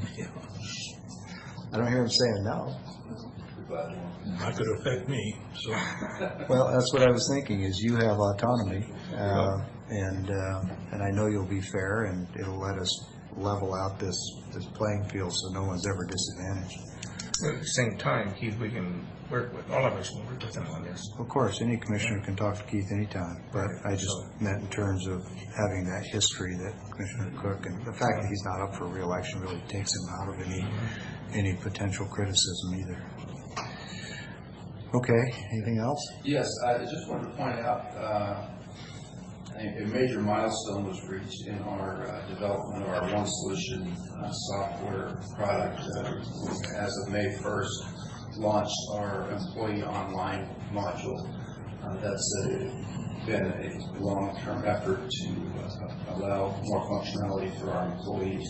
They can now go online and designate which accounts they want their compensation sent to by direct deposit. They have a few choices for that, as well as get their tax information and paste that information online, not have to wait for a paper copy. And it's a compliment to the entire team, particularly the HR payroll staff, and the testing and work that they did to make sure that the data was correct and accurate, reliable, as well as the IST, auditor, treasurer's office working together to bring that. Are we still going to get paper copies? I mean, does the board need to create a local rule? Our goal is to try to become paper. I'm sure in somebody's mind that was in bad taste, but I couldn't help it. Apologies So to those who might where be are we thinking. in the whole scheme of One Solution? We're moving forward, continuing to upgrade as necessary our existing AP module, and now the HR payroll or the employee online. Still some improvements to be made there. We're looking at additional modules through this year and into next year, hopefully getting to the point where we have a complete. So we're a couple years out yet for a complete. Yeah, this will be ongoing for some time. Okay. We want to hopefully get to the point where we've adopted a budget module where we have procurement in place and a reliable accounts receivable solution, capital assets. There's a whole spectrum of functionality that we still are working on adding to make this a complete solution. Okay, anything else?